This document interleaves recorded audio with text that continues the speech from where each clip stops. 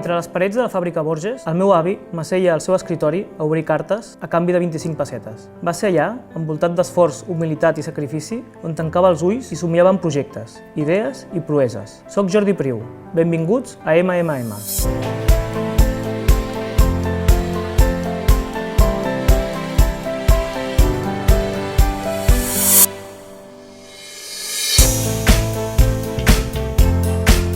L'empresa la va fundar el meu avi el 1944. Ens dediquem a dissenyar i a fabricar conjunts de tubs metàl·lics pel sector automoció. Neix un nou motor i els nostres enginyers dissenyen la millor solució per portar un fluid d'un cantó del motor a l'altre. Parlem de peces que tenen precisions de l'ordre de les dècimes de mil·límetre i això és diferencial.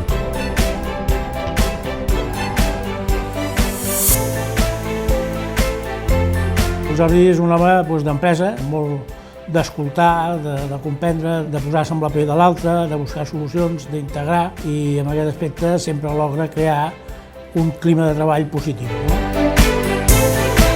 Va col·laborar molt activament amb la localització i la decisió d'on posàvem la fàbrica i ell amb la seva família. Doncs un esforç personal molt important. Van estar 3 anys a Cluj per posar en marxa i tirar endavant la fàbrica. El Jordi és una persona molt tenaç, no té cap aversió al canvi, és a dir, és una persona que estimula el canvi fins i tot el model de negoci sistemàticament.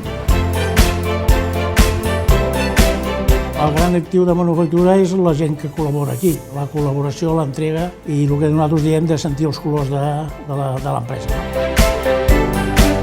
Una de les coses que aquí he trobat molt és l'austeritat, la simplicitat de les persones que són properes, que coneixen els problemes, i espero que no es perdin aquests valors familiars alhora que ens convertim en una gran multinacional.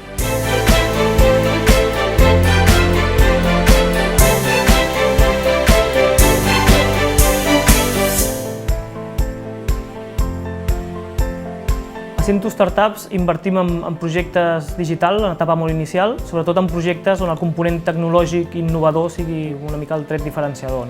També és apostar pel jove talent, i indirectament també contribueixes a tot això, a fer un món millor i una societat millor. Semblo nerviós, però sí que m'agrada molt l'acció. En aquest sentit no m'agrada avorrir-me. Molt familiar, però alhora també m'agrada fer moltes coses diferents.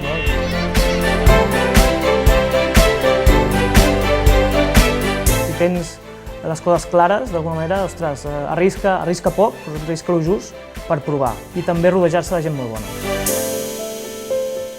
Si et sents bé amb tu mateix, la teva gent està bé i tens una vida plena i et sents realitzat, el que més s'apropa al meu concepte de felicitat.